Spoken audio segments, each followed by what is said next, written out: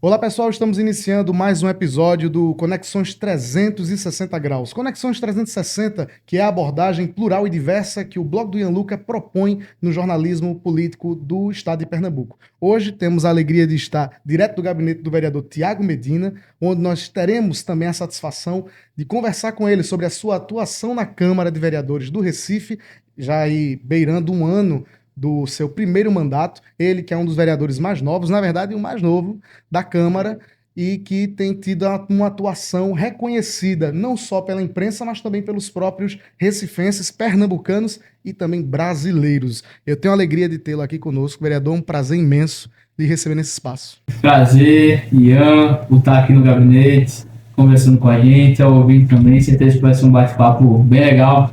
Conversar sobre bastante coisa, vai ter polêmica hoje? Vamos ter polêmica, com certeza. Vai ser bom, assim eu gosto mais, não é brincadeira. Antes da gente entrar no tirinete, como diz Geraldo Freire, a gente vai fazer uma breve leitura da biografia de Tiago Medina. Ele que não é recifense, é radicado no Recife, mas é natural de Belo Horizonte. Belo Horizonte, ele é mineiro, mas adotou Recife, Recife também o adotou.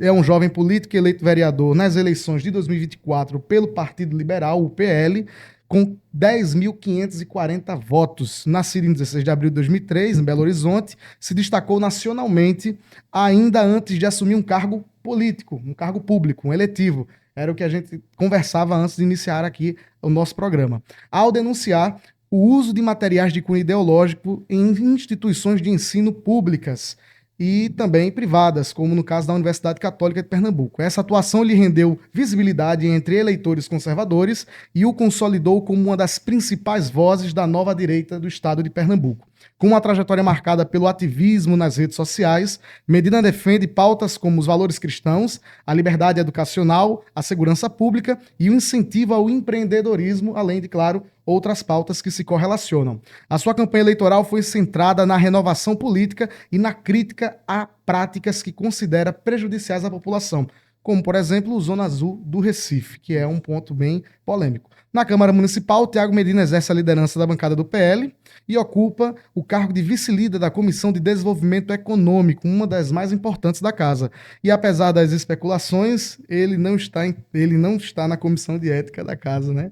Que ontem foi um ponto abordado do vereador, né? Se levava ou não levava um assunto para a comissão de ética, a gente vai falar sobre isso. Antes da gente entrar aqui nas perguntas, vereador, o que lhe motivou a entrar na política institucional, né? Como eu estava dizendo, o senhor já ocupava esse espaço pelo tipo de conteúdo que o senhor produzia nas redes sociais, pelo tipo de produção que o senhor tinha e de defesa que o senhor fazia, mas em 2024 veio a oportunidade de o senhor disputar uma eleição, o senhor conseguiu surpreendentes 10.540 votos, e eu queria saber inicialmente o que lhe motivou a entrar na política. Show! Cara, assim, eu sempre gostei de política, não tenho ninguém na família, não tenho nenhum familiar político que fosse me direcionar e tal, eu sempre gostei, sempre na escola mesmo, assim, brincando, falando, era época de Bolsonaro 2018, né? Tem uma foto. Um dia depois da eleição do Bolsonaro, na segunda-feira, eu e meus amigos, todo mundo com a bandeira do Brasil lá, então sempre gostei. Só que nada sério, né? Nada institucional, como tu muito bem falou. Chegou 2020, e assim, na internet não falava sobre, tá? Era só com meus amigos na sala de aula. Chegou 2020 e foi pandemia, né? Na pandemia, bicho, todo mundo foi pra Twitter, basicamente, falando sobre política, né? Falando, Bolsonaro sei o quê, genocida, tá só pessoal que sei o quê, né? E eu fiquei, bicho, só eu que discordo disso aqui, cara. É impossível que eu seja o único que não concorde com isso aqui. Aí eu comecei a postar sobre. Discordando daquilo, no caso, né? Aí eu postei uma vez, fui dormir, e quando eu acordei, vi 500 retweets. E pra mim, que tinha o quê? 100 seguidores, era muita coisa, né? 500 retweets, só me xingando. Miserável, idiota, burro, vagabundo. Eu falei, caramba, o que eu foi sobre feminismo? Isso incomodou alguém? Exato, falei, caramba, se tô incomodando esquerdista, tô no caminho certo. Pensei assim, né? E algumas pessoas vinham falar comigo assim, ó, eu concordo com o que tu fala, mas não tenho coragem de falar, mas segue firme aí, dá sendo uma voz pra mim. Falei, caramba, pô, legal. Então assim, eu estou sendo a voz de pessoas que concordam comigo, mas não podem falar, ou não querem falar, ou tem medo de falar. Então eu vou continuar fazendo aqui. Por quê? Qual era a minha ideia? A minha ideia era, primeiro, ser a voz de algumas pessoas que não falavam, e também incentivar outras pessoas a falarem também. Como eu disse, antes, eu só vi esquerdista falando, Felipe. Eu sabia que eu não era o único.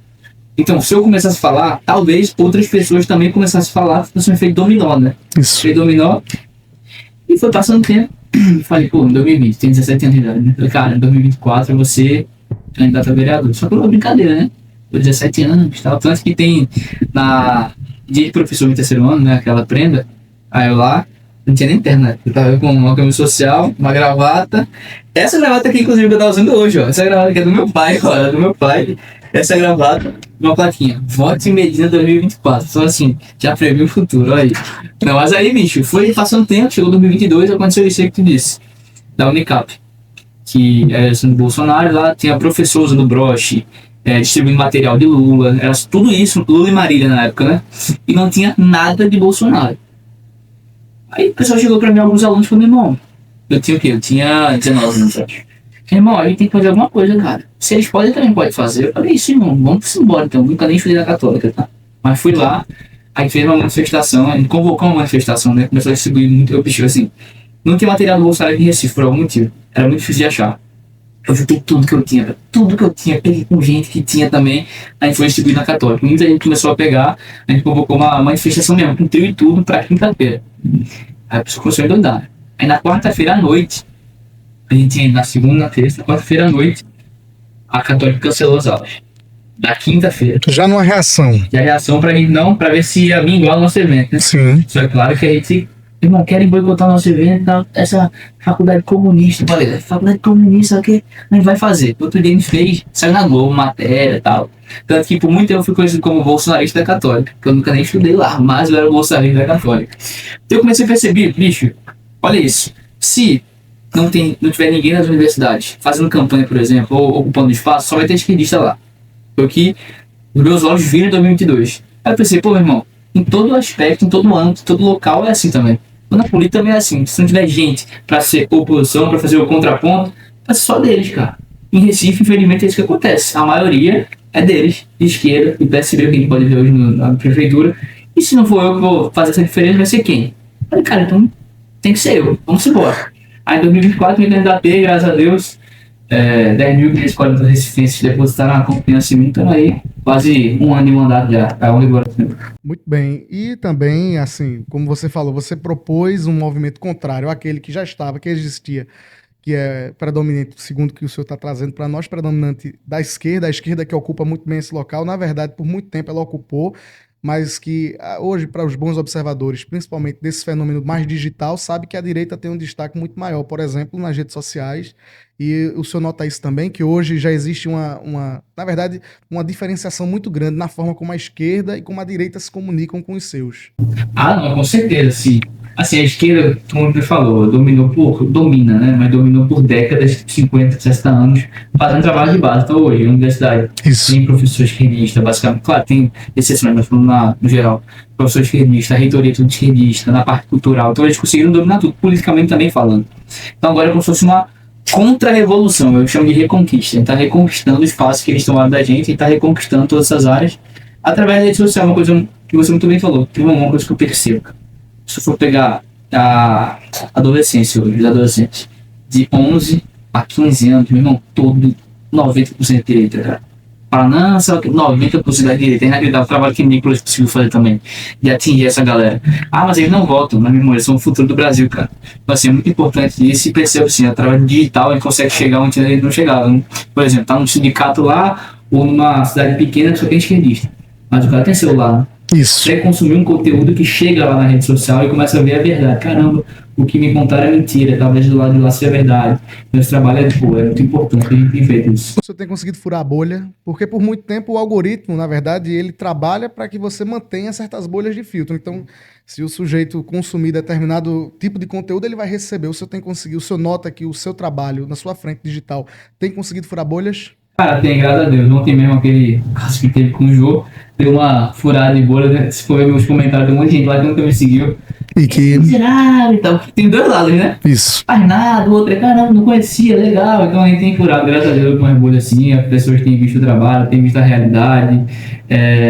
As obras, por exemplo, quando a gente começou a fiscalizar lá, ninguém fazia isso antes. Então agora o pessoal começou a ver essa diferença, então é importante.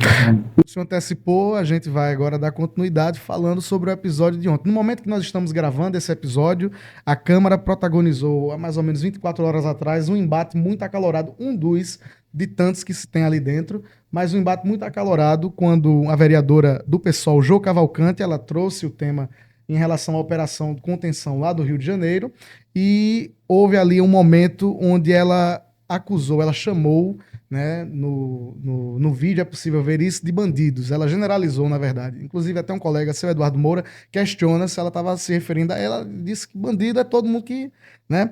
E aí, palavras como machista, misóginos, que são racistas, palavras que são termos que atribuem ao senhor e aos seus colegas. Eu queria saber, inclusive um outro rapaz que o senhor conhece, Jones Manuel, ele publicou um vídeo no Instagram falando diretamente sobre o senhor e atribuindo lá ao fato. E ele coloca lá, ele chama de vereador TikToker, e ele aponta as suas ações objetivando lacrar. São as palavras de Jones Manuel. Como o senhor reage a esse tipo de acusação e esse tipo de comportamento também da esquerda? Porque hoje Jones, quer queira ou não, representa uma massa da esquerda que pensa e compactua com o que ele diz. E aí, a partir do momento que ele lança um vídeo e ele diz tudo aquilo, enfim, diz que o senhor é um vereador TikToker e que tem o objetivo de lacrar, como é que o senhor reage a tudo isso?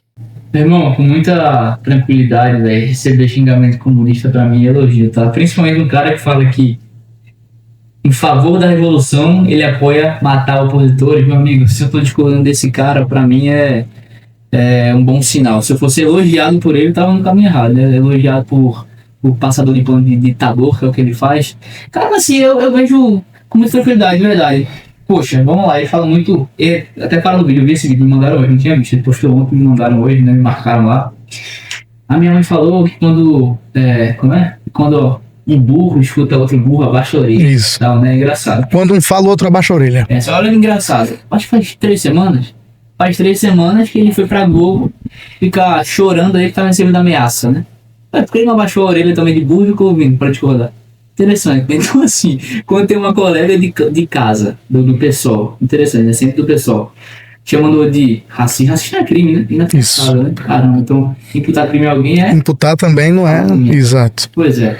Racismo, machista também é crime, já é chamado de nazista. Então, assim, pô, tudo tem limite, né? Pode ficar assim de verdade, pode falar à vontade de mim, mas tudo tem limite. Se for imputar crime a mim, impute. Mas também tem que sofrer as consequências, né? Não vou ficar ouvindo calado.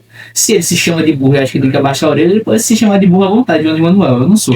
Né? Então, pô, reagir ali, claro, ser chamado de racista é uma coisa muito séria. Uma coisa muito séria. Então, teve a reação, né? Claro, ela vai colher as consequências, vai para a comissão de ética. Vamos ver se a comissão de ética, como eu falei ontem, se vai agir politicamente. Como estou tentando caçar um mandato que eu chamei, nem chamei. Eu falei, ou é burro ou é mau caráter. Isso. Ou é burro ou é mau caráter. Nem chamei. Então, na comissão de ética, então, se alguém afirma que o outro é racista e machista, tem que estar no mesmo, tem que ter o mesmo protocolo. Ou pior, né? Porque uma coisa é imputar crime a outra, outra coisa é falar que a pessoa é burra, né? Inclusive, era um ponto que eu queria lhe questionar, porque na sua fala o senhor tece críticas também à atuação da Comissão de Éticas da Câmara de Vereadores. Porque, de certa forma, segundo o que o senhor disse ali naquele momento, para tratar sobre a acusação que o vereador... Aliás, a fala do vereador que levou o seu nome até a Comissão de Ética por essa fala de burro ou mau caráter, se existe uma diferenciação no trato. Para o senhor, existe essa diferenciação? É clara essa diferenciação na forma como a Câmara ela conduz certos processos para determinados parlamentares, como no caso de João Cavalcante, que é do PSOL, e o senhor, que é de direita, que é de oposição, que representa hoje uma oposição digital, uma oposição mais lúcida até, inclusive. Como é o senhor teceu essas críticas, mas o senhor sustenta isso? A Câmara ela conduz de forma diferente o trato com os processos, com os vereadores? Foi uma crítica falando isso, porque até só tem o meu processo lá, né? Sim. O processo de outra pessoa. Que foi, eles julgaram, eles admitiram o processo, ou seja, todo vereador tem o direito, se fosse vereador, poderia colocar uma comissão de ética agora. Por nada. Ele tem o direito de mandar o seu processo, a comissão admite ou não aquele processo. Até hoje eles admitiram um processo que o vereador do PT protocolou contra mim, só que não teve nada além disso. Sim. Então, assim, a gente vai analisar a partir de hoje como vai ser o decorrer. Se eles vão tratar de forma diferente o meu e o dela. Eu acredito que não. Eu acredito que a comissão, a gente tem 3 do PSB, 1 do MDB e 1 do Novo, que é o líder da oposição, que é Felipe Alecrim. Mas em todos eles tenho relação boa com todos, de verdade. Converso com todos ali e sei que, poxa, mesmo sendo de espectros diferentes, eles não vão deixar a opinião política estar acima da boa. Prevalecer. Não vai prevalecer a boa razão e a lei também. Então, acredito que a gente vai ver no futuro aqui. Não vai dar em nada, realmente acredito que não vai dar em nada. Mas vamos ver, né? Vamos acompanhar de certo, não vou confirmar nada, mas vamos acompanhando para ver como vai ser os próximos passos dessa situação. Tanto o senhor quanto a vereadora Jo Cavalcante, na verdade, até um ponto eu acompanhei ainda quando eu trabalhava em um outro veículo de comunicação, a Posse, e eu lembro que eu fiz uma matéria falando a respeito da bancada digital, que eu tratava justamente dessa renovação que houve na Câmara, uma renovação geracional, inclusive, e tanto o senhor quanto o Jô Cavalcante representa essa renovação. Vocês estão em seus primeiros mandatos, geracional nem tanto, mas uma renovação política, novos nomes e novos quadros ali dentro. E o senhor traz esse novo olhar digital, como eu disse, e aí eu queria lhe perguntar, nessa polarização, nesse tempo de polarização, mas também vinculado a essa renovação, é possível coexistir com o contraditório? Porque eu acredito que hoje um grande desafio da política brasileira é saber ouvir o outro. Eu acho que, e isso é uma crítica para mim, que estou de um lado, que eu estou de uma ponta, eu estou trabalhando, exercendo meu papel, que é reportar, que é noticiar. E o que a gente nota é que, às vezes, a falta de diálogo é que inviabiliza que o processo ou ele ande ou que ele progrida. E isso a gente vê dos dois lados. Eu não posso dizer aqui que é apenas da esquerda ou apenas da direita, não. Na verdade, os dois lados ali, em algum momento, falham nesse aspecto. E a Câmara do Recife não tem sido o melhor exemplo a ser seguido de respeito ao contraditório. Eu digo isso porque enquanto um colega seu fala, outro vai lá, grita, protesta num momento que não era para protestar, né? Entendendo, claro, que aquele ambiente é um ambiente de ideias, então é um ambiente também de emoções, mas é possível a gente fazer política coexistindo com o diferente. O senhor acha que é possível? Eu respondo tranquilamente. Hoje tivemos um projeto do Executivo. Sim. Sou oposição, não sou? Isso. Projeto bom, vou ter a favor. Pra mim não tem problema nenhum fazer isso. Era um projeto que ia aumentar o bônus educacional para alguns professores, enfim, algo bom, algo que tem que valorizar, sim, por desempenho, no caso desse bônus, né? Votei a favor. Mas a gente não vê isso do outro lado. Do outro lado. Por exemplo, teve um projeto meu, vou falar aqui, público, já falei, um projeto meu que era do intervalo bíblico. Não sei se... Certo. Situação. Acompanhamos. Pronto. A gente perdeu por um voto. Aí chegaram pra mim e falaram, mesmo projeto muito bom, mas como era teu, não aprovou, não. Aí deu 2 semanas e aprovaram outro projeto. O mesmo projeto. Do PSB. Então assim, eles falam muito, eu não falo com ninguém, só que assim, eu tô votando em projeto bom, independente de quem for. Se for do PSB, se for do PT, é difícil que eu vou do PT, tá? Mas se vier, meu irmão, eu voto a favor, não tenho problema nenhum. Hoje, por exemplo, votei a favor de uma emenda ao vereador do PT. Porque era um projeto bom. Só que se fosse ao contrário, isso não acontecia. Então assim, isso acontece dos dois lados. Cara, é uma coisa que eu vejo muito mais do outro. Do outro lado. E assim, isso que eu falei, o projeto de lei, porque era seu, já aconteceu mais de uma vez. Mais de uma vez. Essa emenda que era muito boa, mas como era tua, a gente não votou não, tá? E falar assim na cara, né? Cara, a gente sabe que isso acontece, mas falar na cara fica outro nível desse deboche. Enfim, a gente tem acostumado com esse tipo de coisa, porque o PSD, do João Campos, não tá nem aí pra ser alguma coisa boa ou ruim. É só se é oposição ou situação. Se for oposição, joga fora, descarta. Se for situação, mesmo que seja algo ruim, eles tentam aprovar. Então, por mim, irmão, eu coexisto se for, desde que seja bom. Pra eles eu não entendo dessa mesma forma, não. Perfeito. Na verdade, assim, para quem acompanha a política a nível municipal, a nível estadual, mas aqui falando do Recife, a gente vê que hoje a gente tem uma posição diferente, o trabalho é diferente, né? A gente tinha, antes da eleição, na última legislatura, que antecedeu a esta, a gente tinha uma oposição que fazia seu papel, que fez o seu papel, inclusive o vereador Alcides Cardoso, que é foi um excelente parlamentar e continua, exato, e continua aí atuando nos bastidores, mas que hoje realmente vocês representam um calo, uma pedrinha no sapato da gestão. Isso aí é uma coisa que é consenso na mídia, a gente sabe, a gente entende isso. E aí eu queria saber justamente do senhor sobre um assunto que está muito em alta, que sempre vai estar, na verdade, que é a fiscalização. As fiscalizações que vocês fazem, que vocês promovem, principalmente vocês da oposição. Na verdade, só vocês da oposição fazem da forma como faz. Tem a Frente Parlamentar de Fiscalização. Fez uma fiscalização, estava nem completa, foi na Orla, né? Foi na Orla e foi super parabenizado. Nem falaram que estava atrasado, que custa mais de milhões. Eu lembro que uma das primeiras ações, quando o senhor toma posse, uma das primeiras ações foi visitar uma obra de uma creche, salvo engano. E lá foi a segunda, assim, eu digo assim, uma das primeiras ações. Sim, foi em janeiro lá. Em janeiro. E aí o senhor, quando chega, o senhor é barrado e o senhor grava, registra aquilo nas suas redes sociais. E é uma pergunta que eu pretendo fazer a todos os parlamentares que passarem por aqui, é essa. Há um limite para a fiscalização, porque a gente viu que esse debate ele está em alta, esteve em alta, continua, mas que em algum momento ali havia uma intervenção, dizia-se haver uma intervenção do Ministério Público e que deveria-se ter uma comunicação prévia, e se questionava que se é comunicação prévia não há fiscalização genuína, né? Há um limite, vereador, para a fiscalização, porque o que hoje a oposição diz, argumenta é que a oposição, não, perdão, o que hoje a situação, os vereadores de situação de base costumam argumentar é que a oposição cria narrativas a partir dessas fiscalizações. Há um limite para elas? Meu irmão, eu vou responder com uma pergunta. Tem alguma coisa que a prefeitura, no caso a gente que é vereador, queira esconder? Se não, não tem limite, né? Isso. Se eles são algo transparente, a gente pode fiscalizar tudo. Se as contas estão tudo certas, se as obras não tem nada de errado, porque eu quero impedir que um cara fiscalize uma coisa que está certa. Na minha visão, faz sentido. Só foge de bafômetro quem bebeu, né? Quem não bebeu não tem nada também, vai lá fazer e segue sua vida. Se o cara quer esconder, conta. Aí faz pedido de informação, ele não responde, porque fala que é insensível. Se o vereador tem acesso, o público não vai ter acesso nenhum. Então eu respondo. Na minha visão, não tem limite para fiscalização. Só caso a gestão, no caso a prefeitura do Recife, queira esconder alguma coisa, que é o que eles querem fazer. Por isso que tentam impedir os vereadores de oposição de fiscalizar. Se faz tudo certo, meu irmão, fiscaliza até melhor, pô.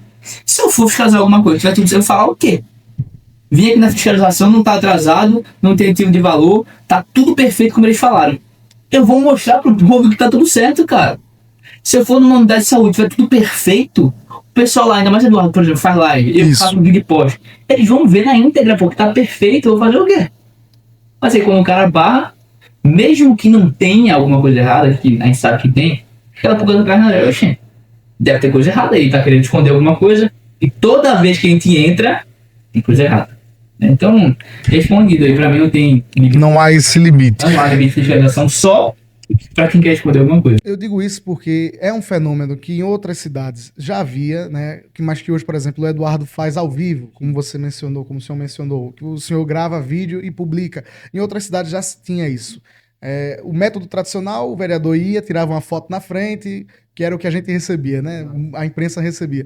E hoje vocês trouxeram essa nova forma de fiscalizar ou de mostrar esse trabalho. É por isso que talvez cause essa estranheza muito grande, mas que também, ao mesmo tempo, alerta, porque esse trabalho de fiscalização que vocês desenvolvem, enfim, tá furando bolhas e tá chegando também a outras cidades, outros estados que estão observando e que estão até clamando para que pais parlamentares, assim como vocês, atuem em suas cidades. Mas antes da gente falar sobre a gestão municipal, falar sobre as críticas, ainda sobre a fiscalização, de lá até cá, nenhuma mudança, não houve, na sua percepção, uma melhoria, uma forma de, enfim, da forma como se conduz isso com os parlamentares, uma flexibilidade, não? Segue da mesma maneira. Segue da mesma forma.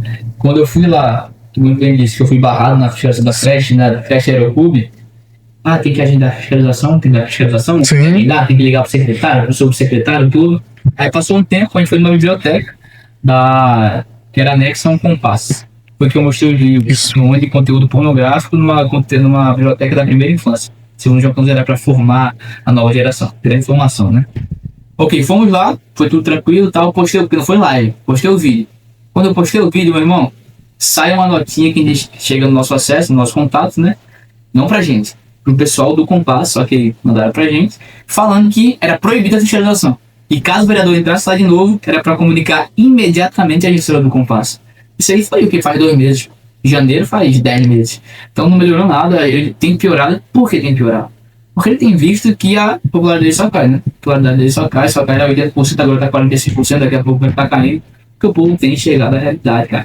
Isso é uma coisa muito simples. Porque o pessoal votava nele, porque achava que era perfeito, cara. Eu que tava ali dentro. Às vezes a gente achava, pô, realmente não deve ter nada errado aqui, antes de virar vereador. Pô, eu sabia que tinha, né? Mas, pô, o que ele bota no Instagram é tudo perfeito, cara. Porque não tinha uma oposição. Tinha oposição, mas A forma de fazer Isso. é diferente, de entrar, de mostrar as contas, era diferente a forma de fazer, o alcance também era diferente. Então agora as pessoas têm recebido esse conteúdo. Recebendo conteúdo, cara, eu não vou votar num bicho que, olha isso, pra educação ano que vem vai gastar 200 e tantos milhões, pra segurança, e num parque ele gasta metade disso. Em 2 horas ele gasta mais do que isso, foi o que eu falei no tribunal hoje. Então as pessoas têm acordado e realmente têm impactado. Por isso que eu acho que eles estão até dificultando mais ainda a fiscalização. É porque ainda determinados assuntos, pronto, a lei, o LOA que está sendo muito debatido agora, sobretudo nesse momento, que trata justamente sobre o orçamento anual, sobre aquilo onde a prefeitura vai alocar os recursos, ainda é um ponto muito técnico. E eu acredito que a Câmara Municipal, os vereadores, deveria sim ter esse trabalho de instruir, falar à população, porque ainda existem pessoas que não entendem, que não compreendem esse dado que o senhor tratou aí, por exemplo, de quanto será destinado para a segurança pública e quanto foi destinado, por exemplo, para um parque ou para uma obra da prefeitura, ou o aditivo de uma determinada obra. São detalhes tão técnicos que a imprensa ela precisa também ter uma qualificação para ela abordar determinados assuntos, mas os parlamentares também têm que fazer esse trabalho de divulgar, de chegar nas redes sociais, e isso, claro, vocês fazem com maestria. Mas, falando sobre segurança pública, que é um ponto que o senhor defende, o senhor aborda também, falando sobre segurança pública, guarda municipal, nós tivemos aí em 2024, eu lembro inclusive da ocasião, foi uma entrevista à Folha de São Paulo, o prefeito que na época ainda era pré-candidato à reeleição, João Campos, ele admitiu pela primeira vez que iria armar parcialmente um grupo da guarda municipal. Mas esse debate se arrasta no Recife há um bom tempo, não é de agora, né? Os parlamentares já, enfim, houve requerimentos que foram votados, inclusive, por maioria, parlamentares até do próprio PSB que votaram a favor, mas que nunca vingou. E agora existe esse processo. Já contrataram psicólogos para ficar à disposição da prefeitura e também abriram uma licitação para aquisição de armas. Como o senhor vê, como o senhor enxerga esse relativo avanço, podemos chamar assim, nesse processo de armamento da guarda? Meu irmão, eu enxergo com bons olhos. Uma coisa que, no primeiro dia de mandato, a gente botou um requerimento, uma indicação, no caso, um requerimento que indicava o prefeito a armar a guarda municipal. Então, falar, Thiago, se ele é PSB, se ele armar a guarda municipal, tu vai criticar ou tu vai bater palma. Meu irmão, foi o que eu falei, bicho. Independente do lado que vier, se for algo bom, eu vou parabenizar. Então, assim, eles estão falando desde 2024. Antes disso, já tinha gente falando também do próprio PSB. Arrasta, nunca chega. Mas quando chegar, velho, parabéns. Mas pra mim não era nem pra ser um grupo parcial, era pra ser todo mundo. Era pra ser todo mundo armado, com guarda, com armamento bom, top de linha, um salário melhor, que é uma porcaria do salário aqui no Recife, infelizmente, com uma quantidade de guardas municipais maior também aqui no Recife, mas enfim, pequenos avanços, né? Essa conquista é algo muito bom. E é engraçado e até irônico que aqui em Pernambuco, uma das primeiras guardas armadas foi pela esquerda. Não sei se o senhor tem esse dado, mas uma das primeiras guardas armadas foi da cidade de Petrolina, na gestão de Odacir Amorim, que era do PT, hoje ele se desfiliou, mas ele era do PT e ele armou a guarda municipal de lá. Então, assim, de fato, saíram alguns estudos recentemente indicando que o estado de Pernambuco é um dos que tem o menor número de municípios que tem uma guarda armada, e tudo isso a gente vê aí os números de segurança, a gestão estadual divulga seus boletins que apontam que houve uma redução, mas que em contrapartida, se houvesse a guarda armada, poderia ajudar a diminuir esse contingente, esses números de violência, né? Vai perguntar, Tiago, com certeza baixaria? Não sabe, né? Não prevê futuro. Mas, a tendência. Quando a gente tem a força policial, que a guarda municipal também é uma força policial, segundo o STF, né? Uma força policial armada, a tendência é diminuir. Então, no Recife, porque seria diferente isso, né? Então, com certeza ia baixar? Não sei. Mas possivelmente abaixaria, né? Aumentar, eu acho que não aumentaria. Quase impossível. Mas o João Campos prefere deixar o Recife ao Léo, como eu disse aqui mais cedo. Centro do Recife, um ponto também bastante debatido. Recentemente, a gestão municipal abriu uma consulta pública para tratar do que estão chamando de Distrito Guararapes, que trata ali da Avenida Guararapes, final da Conda Boa Vista, sobre aqueles edifícios que estão ali, em sua maioria, em situação até de risco à população, que a gente não sabe se há manutenção, se não há. Centro do Recife, como é que o senhor recebeu essa proposição, essa iniciativa da gestão municipal em fazer uma PPP, que é outra marca da gestão João Campos, são as PPPs. Ele está fazendo muito isso, inclusive é bem criticado por uma parte da esquerda, que pega muito no pé dele nesse sentido, né? que diz que ele está privatizando a área. Mas como é que o senhor recebeu essa notícia da questão do centro do Recife, desse distrito, desse novo distrito Guararapes? Tudo que for para tirar poder, controle e assim, domínio do Estado, para mim, eu vou estar falando, de verdade. Então, eu sou favorável à privatização, é uma concessão, né? Isso. Uma parceria público-privada, a concessão, eu sou favorável de basicamente tudo. Porque tudo que o Estado toca, destrói, inacreditável, né? O Estado, na Constituição fala, né? Que o Estado, ele deve dar educação, saúde, vamos falar, educação e saúde. Educação pública no Brasil é perfeita, né? Porcaria. Saúde pública é uma porcaria. Então, tudo que o Estado toca, destrói. E o centro foi mais um exemplo disso aí, né? Então, se a gente consegue colocar a responsabilidade dela numa empresa privada, que de fato vai ter lucro ou não, baseado se é bem gerida ou não, ao meu ponto de vista é essencial. Só que aí tem um questionamento, né? As privatizações que normalmente a prefeitura faz, aqui no Recife, João Campos, são estranhas. Por exemplo, vender a concessão, né, de parques desse ano. Sim. 4 parques, enfim, 4 ou 5 parques, por um preço muito pequeno, muito baixo. Então, assim, você é a favor da privatização? Sou, mas nem toda privatização é boa, a depender de como ela é feita. Como ela é gerida. E como é feita mesmo, por exemplo, vamos falar que eu sou prefeito e você é meu amigo. Aí tem uma empresa terceira aqui que quer comprar por um valor muito maior. Só eu coloco lá uma coisa no contrato que só você vai se classificar para poder comprar esse terreno. Que direciona, né? Exatamente. Então, assim, nem toda privatização é boa. A ideia é legal, mas a execução pode ser ruim, pode prejudicar aquele instrumento da prefeitura. E isso é uma coisa que eu enxergo em algumas concessões da prefeitura da gestão de João Campos, sabe? Então, de novo, privatização é boa? É, mas nem toda. Depende muito de como ela é feita. E o que a gente tem visto é que nos parques, por assim, no Rua Bom Jesus, né, que foi debatido também. Não sei se vai ser assim ou não, nessa parte do centro também. Então, a gente tem que analisar como vai ser o projeto, como vai ser as demandas, como vai ser os pré-requisitos, digamos assim, dá para ver quem vai comprar ou não. Vamos ver. A ideia é boa, vamos ver se a execução vai ser boa. Todas as ações, na verdade, para revitalizar o centro, que isso aí não é uma opinião política, na verdade, é uma opinião de quem mora no centro, quem mora no Recife. Eu estudei na César aqui, Isso. Meu irmão, só drogado na rua, muito sujo, perigoso, pô. Às vezes eu ficava aqui até tarde para estudar com alguns amigos meus, a gente ficava com medo de ir pro carro, pô. Porque o carro ficava um pouquinho na Praça do Arsenal, ou naquela praça em frente ao Tiradentes ali. É perigoso, né? Então, se a gente puder revitalizar mesmo, trazer vida ali, vai trazer mais segurança. Comércio. É uma coisa, tudo Uma cadeia que vai... É um efeito dominó, né? Isso. Trazendo mais, deixando mais seguro, traz mais comércio. Traz mais comércio, traz mais renda. Mais turista. Mais segurança de novo. Então, é tudo uma coisa só, sabe? Então, eu acho qualquer iniciativa que, de fato, vise a melhoria, não, sim, algum lucro ou algum benefício próprio, vai ter meu apoio. Agora falando sobre o Pronera, um assunto bem polêmico, talvez os nossos telespectadores, ouvintes e também leitores do blog não conheçam por esse nome, mas conheçam pela turma do MST, a turma de medicina pro... Exato, a turma de medicina para o MST, o Pronera, que foi um programa criado na gestão de FHC, de Fernando Henrique Cardoso, inclusive, que visava trazer uma oportunidade, talvez, podemos chamar dessa maneira, para pessoas da questão rural, né, da reforma agrária, né, para pessoas pudessem ter acesso ao ensino superior. E o senhor foi uma das vozes mais estridentes contrárias à criação de uma turma que previa aí 80 vagas específicas para destinar a esses beneficiados do Pronera. Foi um verdadeiro vai e vem e a gente noticiou todo esse processo. A justiça primeiro derruba o edital, depois uma nova decisão coloca o edital novamente, libera o edital, depois a justiça suspende e, por último, em 10 de outubro, a justiça liberou. O senhor está acompanhando? Teve mais um. Derrubou e depois já derrubou de novo. Pronto, eu contei 4, mas se teve mais aí, o senhor está acompanhando esse processo? Estou acompanhando, acho que foi isso, ano passado, não foi o outro. Pronto, na quinta-feira e sexta-feira derrubou de novo. É porque nessa 10 de outubro, salvo engano, era na semana justamente que aconteceriam as provas de ingressão.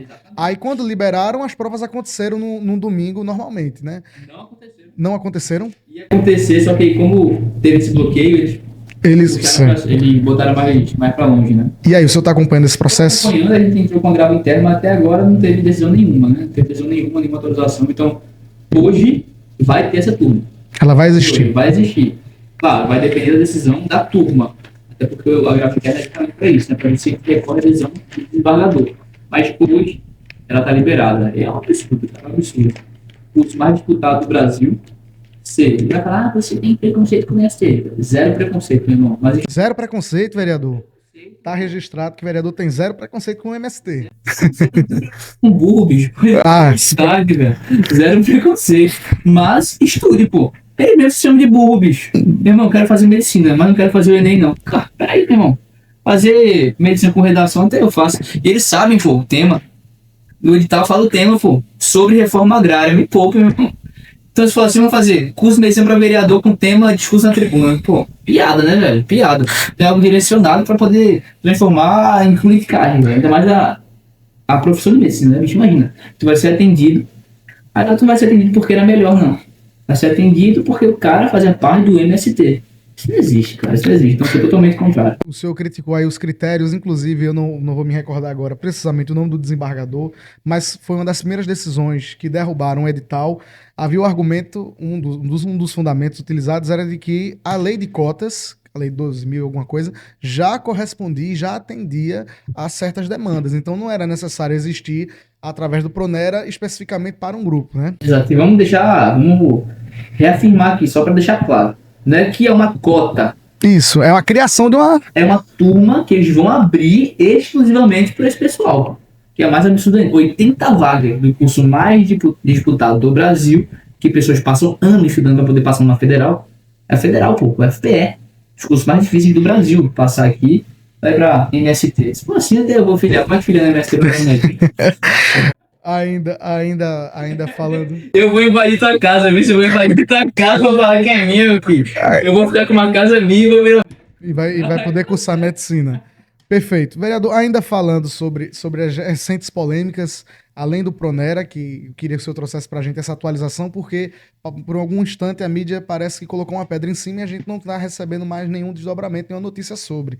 Mas, falando sobre outro caso, o senhor recentemente fizeram uma matéria em um determinado site aqui de jornalismo político, comparando ou relativizando, como o senhor queira chamar, a morte de Charlie Kirk, que é um ativista norte-americano que foi assassinado, com a operação contenção lá no Rio de Janeiro, né? Inclusive o mote utilizado na matéria era justamente essa. Vereador que comenta a morte de Charlie Kirk é o mesmo que vai ironizar a morte do Rio de Janeiro. Esse era o mote da matéria.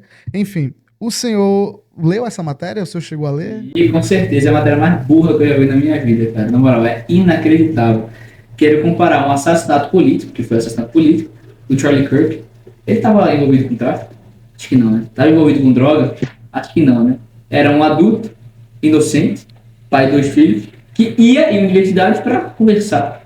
Então, se a pessoa coloca, se é jornalista aí, não sei jornalista, coloca essa pessoa em pé de igualdade com traficante, meu amigo, o problema é dessa pessoa, né? Tem que ser doente, pô. Doente. Além de ser uma matéria bem mal escrita, mas enfim. Tem que ser doente para falar isso aí, cara. É inacreditável, inacreditável. 120 e poucas mortes. Isso. Inocentes, né? Meu irmão, primeiro, quem troca tiro com polícia já não é inocente. Quem tem mandados de prisão aberto, talvez seja inocente. Quem está envolvido com tráfico não é inocente. Aí querer comparar com Charlie Kirk é piada, cara, é piada. Mas assim, tem que esperar, né? Dessa turminha aí. Todo jornalista é ruim, tô brincando. Então aqui é brincadeira. Aí é o senhor que está dizendo. Um dos poucos exemplos, né? De jornalismo sério, porque infelizmente hoje em dia é isso. Cara, é militância pura isso aí, bicho. Pura. E eu fui ver depois, eu acho que ela tinha escrito outra matéria sobre mim, querendo me criticar, ou foi depois, alguma coisa parecida também. Assim, é triste ver o nível que a mídia chegou no Brasil hoje, sabe? Porque não é mais relatar fatos. É tentar colocar um grupo contra o outro, querer de fato... Eu acho que eu sei o que é. Eu acho que esse pessoal e essa mulher tá dentro desse grupinho aí, fica triste porque não tem relevância, fala assim, dela própria, e quer usar o nome de outros, com essas matérias assim absurdas, pra ver se consegue ganhar alguma relevância, né? É inacreditável. É só porque eu postei um meme, eu vou até ler falar do meme aqui de novo.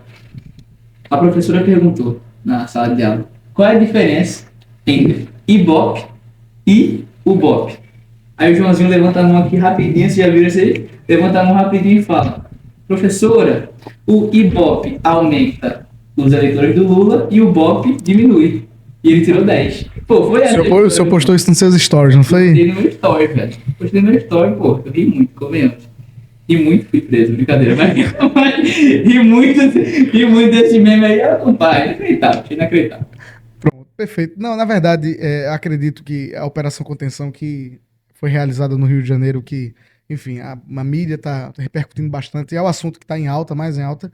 E aí, eu queria, ainda falando sobre ela, o senhor teve alguma, assim, quais são as suas ponderações sobre a forma como ela foi conduzida? Porque, veja, ficou triste? Morreu pouca gente, né? Era pra ter morrido mais traficante. Fiquei triste também porque morreram 4 policiais. Um deputado do seu partido falou a mesma coisa. André Fernandes. Foi, ele falou a mesma coisa. Ele falou 200, certo. Era melhor ainda, sabe? Engraçado, na semana passada ele tinha falado que ia destinar um monte de fuzil, né? Pra Polícia Militar do Ceará. E cada morte ele ia ganhar um bônus. Irmão, pra mim era pra toda a polícia ter isso. Cada morte traficante ganhava um bônus. E outra, se deixasse a Polícia Militar agir, o BOP agir, assim, faça o trabalho, sem essas amarras, o tráfico acabava, irmão, em um mês. Em um mês. Quantos agentes foram na operação? Enfim, um número muito menor do que a quantidade que morreu, por exemplo, a quantidade do tráfico no complexo que eles entraram lá. Então, se deixasse trabalhar, irmão, se a gente valorizasse a polícia como deveria ser valorizada, o Brasil era um lugar 10 vezes melhor. Mas, ao contrário disso, a gente tem jornalista que compara operação policial com o traficante com o assassinato de Charlie Kirk. Por isso a gente vê o estado que o Brasil... Perfeito. Agora, para a gente ir afunilando, para a gente ir direcionando, na verdade, o nosso Conexões 360 para o final, que a gente está chegando ao final, mas que a nossa proposta é justamente trazer novamente esses debates, né? Nossa proposta é essa. Eu queria falar de 2026, que está batendo na porta, que é um ano em que a gente vai ter a eleição para a presidência da República, nós vamos ter deputados federais, estaduais e senador, pelo menos, aqui ali vamos ter senador também, mas que o senhor está sendo aí ventilado nos bastidores como um nome forte para Brasília. Isso são especulações ou já se tem alguma ideia mais ou menos desenhada do próximo passo que o senhor dará na sua vida pública? A minha ideia, a minha vontade é ser candidato a deputado federal. Essa é a minha vontade, não só a minha, né? Algumas pessoas também, enfim, pessoal que acompanha aqui, que me acompanha pelo Instagram, não, sai para deputado federal, estadual, enfim, eu quero votar em você. Então essa é a minha vontade, de algumas pessoas também, mas infelizmente não depende só de mim, né? Não depende só de mim, eu tenho um partido, quem dá a legenda, o presidente do partido, não sou só eu. Se dependesse de mim, era candidato, se tivesse candidatura avulsa, né? Mas não tem. Não tem que fazer parte de uma chapa, tem que compor uma chapa, tem que fazer parte de um partido, parte do que eu estou ao PL, e hoje em dia, infelizmente, não sou eu que defino. Mas a vontade é essa, de ser deputado federal, a vontade de parte da população de Pernambuco também é essa, mas vamos ver, ano que vem tem muita coisa para acontecer, né? Traga para nós em primeira mão qual é a chapa dos sonhos do vereador Tiago Medina, do PL. Quem o senhor quer aí, quem o senhor gostaria que tivesse aí compondo a chapa do PL? São 25 anos. Mas diga pelo menos para o Senado. Pro Senado? Para o Senado? Vamos lá, Gilson e Anderson. Gilson e Anderson. Exatamente. O sonho, a chapa dos sonhos. Gilson e Anderson. Vamos lá. 2 do nosso partido, 2 para botar sim em pique da Alexandre de Moraes. Certo. Sobre suas articulações a nível nacional, o senhor tem aí um trânsito muito bacana com figuras como o próprio Nicolas Ferreira, que também desponta como uma grande liderança da direita hoje. Como está andando essas articulações? O senhor tem... O seu trabalho aqui tem tido esse destaque lá fora também? Tem, graças a Deus, assim, a gente tem conversado. Eu tento ir para Brasília, não todo mês, mas assim, tento ir bastante para Brasília para conversar com o pessoal, para ver o feedback, sabe, para de fato ter esse contato, que é algo importante.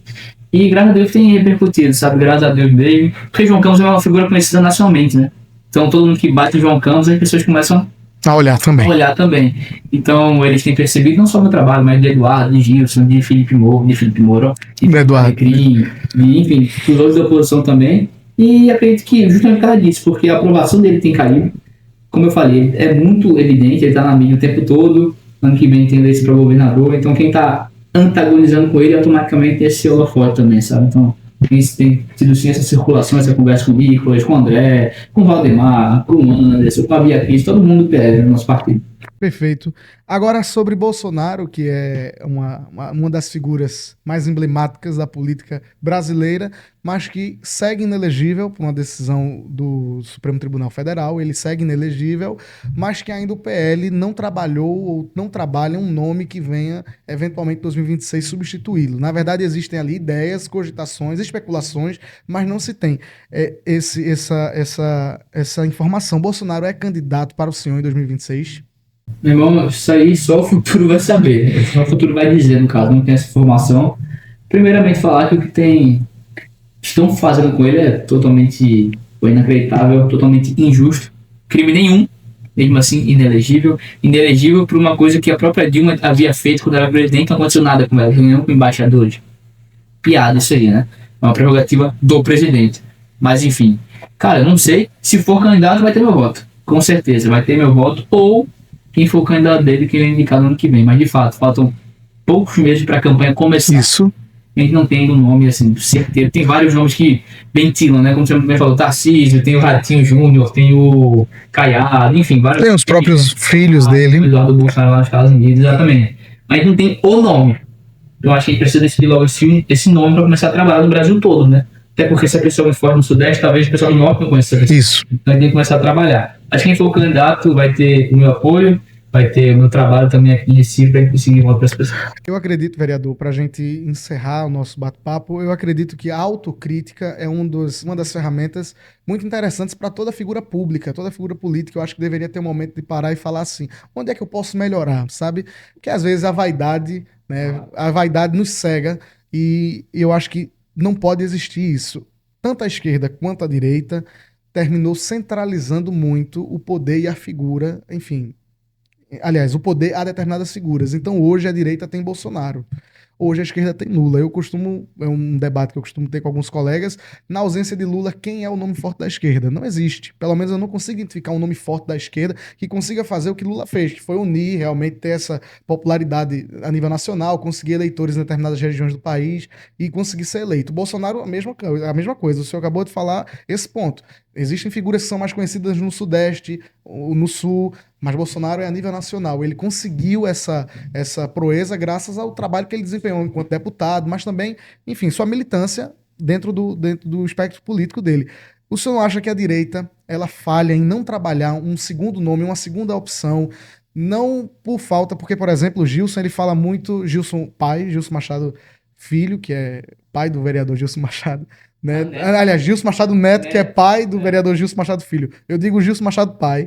Ele costuma falar a respeito sobre consideração, sobre, enfim. Mas, além da consideração, não era necessário, por exemplo, para o PL, nesse momento, começar a pensar e trabalhar um nome, porque a campanha vai bater a porta. E se Bolsonaro ele segue inelegível, precisa que a direita tenha um nome que venha unificar e que venha conseguir... porque senão termina ficando muito fragmentado. O senhor não acha que a direita peca também nesse aspecto? Acho que a direita, como eu falei, está esperando a sinalização do candidato para indicar. Ele vai indicar. Fica difícil, né? Ele não tem acesso, exatamente. Pode falar com ele, não tem acesso à sua rede social, não tem acesso à internet. Então, assim, o próprio STF está trabalhando contra esse nome para ser indicado, né? É muito difícil isso, mas falou que a esquerda não tem nenhum nome para a presidência, né? Aparentemente, além de Lula... A direita não tem nome, assim, conhecido no Brasil todo, que tem idade, né? Que tem idade, certo. Se abaixasse a idade e botasse Cláudio Ferreira para ser candidato a presidente, tenho certeza que o Brasil todo conhece. Meu irmão, eu tava no interior, estudando o nome daquele distrito de Bom Conselho. Ah, uma coisa Leão, velho, esqueci o nome. Lagradouro do Leão. Distrito de tipo 2.000 habitantes, cara. 2.000 habitantes, não tinha nem sinal na praça da cidade. Aí tava conversando, meu irmão, eu te conheci na campanha do ano passado, que Nicolas postou. Olha isso, irmão. Tipo assim, onde ele o alcance. Alcance absurdo, cara, com 29 anos de idade, né? Então, se tivesse idade, com certeza era um candidato fortíssimo. E minha visão, ser eleito presidente do Brasil. Mas um dia vai ser, ainda tem tempo. Ainda tem muito tempo. E em breve, nos próximos meses, talvez tenhamos alguma definição do PL sobre o futuro, os futuros nomes que vão aí compor a sua chapa. Mas eu queria primeiramente agradecer, vereador, por nos receber aqui no seu gabinete. De fato, seu trabalho é um trabalho diferenciado na Câmara de Vereadores. Eu acredito que a política ela tem cada vez mais, ela tende a isso, mas cada vez mais ela se torna mais qualificada, com figuras que realmente entendem daquilo, que fazem aquilo por vocação, mas também por identidade, por gostar de fazer isso. E eu acho que a vida pública, ela pede isso também de vocês. Mas eu queria lhe agradecer pela oportunidade e fique à vontade para suas considerações. Eu que agradeço, primeiramente, pela oportunidade de estar aqui, conversar com você, conversar com a audiência. É um prazer receber você aqui no gabinete. Venham mais vezes, tá? Com certeza. Venham mais vezes, aí vocês já estão convidados. E, cara, tu falou uma coisa que, na minha visão, é algo essencial, uma coisa que falta. Agentes públicos, não só políticos, mas enfim, especialmente eu sou político, tô falando isso, né? Agentes políticos, os políticos, tem que estar aqui por querer fazer diferença mesmo, sabe? Por vocação, não por benefício próprio, velho. Se 50% dos políticos do Brasil tivessem isso, meu irmão, o Brasil era diferente, cara. Meu irmão, a gente só de deputado tem 513 deputados. Só que 90%, 80% só olha pra cá, o próprio meio. E o povo fica esquecido, não é à toa que o Brasil sabe onde tá, né? Então, se cada vez mais a gente conseguir eleger políticos que de fato não pensem em si, ou não pensem só num grupo específico, mas pensem no Brasil, irmão, no Recife, em Pernambuco, no Nordeste, no Brasil, quase todo, o Brasil avança. Mas é um trabalho que eu acho que vai tomar tempo, sabe? E isso não depende só da gente, né? Claro, como eu falei, o meu papel aqui, são 37 vereadores na Câmara, 9 de oposição. A gente consegue aprovar quase nada. Sendo bem honesto. Vocês têm um trabalho ali bem difícil, né? Isso, mas o nosso trabalho é o que a gente tem feito, é evidenciar o que acontece na gestão, João Campos, para na próxima eleição a realidade mudar. Tanto falando da prefeitura, quanto da quantidade de vereadores também de oposição da situação. Então acho que cada vez mais o povo entende isso. Não é porque é vereador que eu vou votar no pai de um amigo assim, aleatório, ou que não tem projeto nenhum. É algo importante, que dá pra fazer a diferença. Deputado também, não é só presidente que importa, essa é a ideia que eu estou querendo trazer aqui, sabe? Sem conseguir eleger gente que de fato tem um propósito, de fato quer mudar a vida do povo mesmo, do público, né? Consegue avançar com o país. Mas até isso acontecer, tem como avançar sempre. Perfeito. Nós conversamos hoje com o vereador do Recife, Tiago Medina, que conversou conosco sobre vários temas e para nós é sempre uma alegria muito bacana ouvir as ideias de quem passa por essa programação, que é o Conexões 360 Graus. Agradeço a você pela audiência, não esqueça de deixar o like, o gostei e a gente se encontra na próxima. Um forte abraço.